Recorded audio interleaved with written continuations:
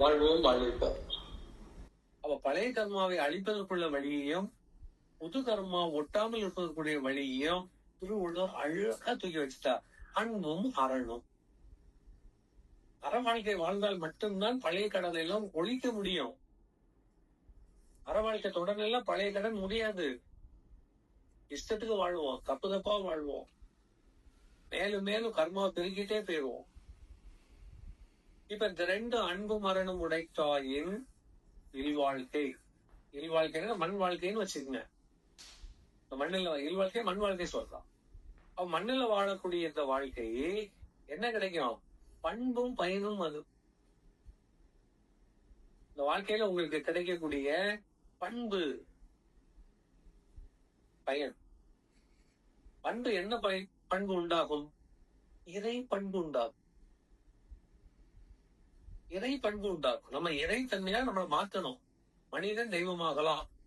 இது ஒரு சித்தாந்தம் இருக்கு. அப்ப மனித நிலையிலிருந்து 6வது அறிவுல இருந்து 7வது அறிவுக்கு நம்ம மாறணும். பண்பும் பயனும். அதுல கிடைக்கக்கூடிய பலன் நம்ம எங்க போயிடலாம்? விண்ணுக்கு போயிடலாம். மண்ணை விட்டு விண்ணுக்கு போயிடலாம். ஞான வெளிக்குள்ள போயிடலாம். மீண்டும் இறையோடு கலந்து விடலாம். அதான் பயன். பண்பு அந்த குணம் இருந்தால்தான் முடியும். அந்த இறைத்தன்மை இறை குணம் இருந்தால்தான் அந்த பயன் கிடைக்கும். பண்பும் பயனும் ஞானத்தை அவ்வளவு அழகா செதுக்கி வச்சு கொடுக்குறாரு. இதை விட முடியாது. சாதாரண வாழ்க்கையில் இருக்கிறவர்கள் கொடுக்கிறார், ஞானிகளுக்கு கொடுக்கல. அன்றாடங்காட்சிகளுக்கு அப்படி தூக்கி கூடாது அமிர்தத்தை. அதுக்கு புரியறதுக்கும் அதை ஏற்றுக்கிறதுக்கும் பலனடைக்கும் நமக்கு ஒரு பாக்கியம் இருக்கணும். தேடுங்க கண்டடைவீர்கள். நீங்க அந்த ஆர்வத்தோடு இருக்கணும். முயற்சி தன்னை மறுத்த குளிர். நீங்க எவ்வளவு முயல்கிறீர்களோ அவ்வளவுதான். அதனால தானா எனக்கு வந்துடும். முயலாமல் வராது. முயலாமல் வராது. உடனே இப்ப திரை மூடிக்கொண்டிருக்கோம். திரை எப்படி தானா கிளியும்? நீ தான் கிளிய. நிறைய தப்பு தப்பா சொல்றோம். நான் நல்லவனா இருந்தா என்னை தேடி குரு வந்துருவார். உண்மையில பேசுறாங்க. நீ நல்லவனா இருந்தா உனக்கு எதுக்கடா குரு? அதே நமக்கு தெரியல. என்ன சொல்றாங்க? நான் நல்லவனா இருந்தா என்ன தேடி குரு வந்துருவாரு. நல்லவனை தேடி குரு தேவையில்லையே. டாக்டர் யாருக்கு வேணும்? நோயாளிக்கு தானே வேணும். ஆரோக்கியமானவர்களை கழுத்து திருப்பு, கண்ணை காட்டு, முதுகு திருப்புன்னு பாக்கணும். நோவுள்ளோட தானே பாக்கணும். நீதான் தேடணும், நீதான் ஓடணும். அப்ப அந்த பொறுப்பு இல்ல, அந்த ஆர்வம் இல்லைன்னா உனக்கு எப்படி கிடைக்கும்? ஒரு சும்மா கிடைக்காது. பல ஜென்மங்கள்ல பட்ட பாடுதான் இப்போ. அதே தெரியல. இந்த ஜென்மத்துல குரு கிடைக்கிறதுன்னு இல்ல, தவறு. என்கிட்ட நிறைய பேர் வந்துட்டு போனாங்க. எத்தனை ஜென்மங்கள் அவர்களுக்கு தெரியாது.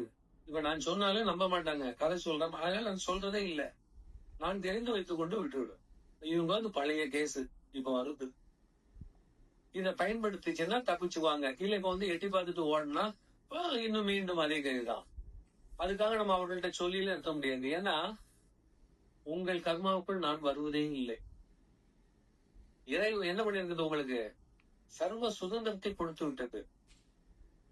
உங்க சுதந்திரத்துக்குள்ள வரதில்லை. நீங்க உங்க கதையை எப்ப முடிக்கிறியோ அப்பதான் அது முடிவு சொல்லும். இறைவனுடைய நிலை என்ன? நீ கோட்டை விட்டு வெளியில வந்தாதான் உன்னை கை தூக்கும். கோட்டைக்குள்ள கிடக்கிறவரை கோட்டைக்குள்ள இருக்கிறவங்க தொடர்ந்து பார்த்துக்கிட்டே இருக்கும் விளையாட்ட. நான் தோத்துட்டேன் அல்லது ஜெயிச்சிருக்கேன், நீ வெளியே வரும். அப்போ நான் உங்கள் கர்மாவுக்குள் வருவதே இல்லை. எந்த உயிர்க்குள்ளேயும் கர்மாவுக்குள்ள இறை வராது. ஏன்னா இறையை நீங்க பார்க்கணும்னா இருக்கக்கூடிய அத்தனை திரையையும் கிழிக்கணுமே. வள்ளலார் சொல்லுவார், 7 திரை தாண்டி. 7 திரையே தெரியல நமக்கு. ரொம்ப ஈஸியா திருவள்ளுவர் அதையும் சுருக்கி சொல்லிட்டார். ரொம்ப சுருக்கி சொல்றார். அதனோட சொல்ல முடியாது. காமம், வெகுளி, மயக்கம், 3 நாமம் கெடும் நோயின்றார்.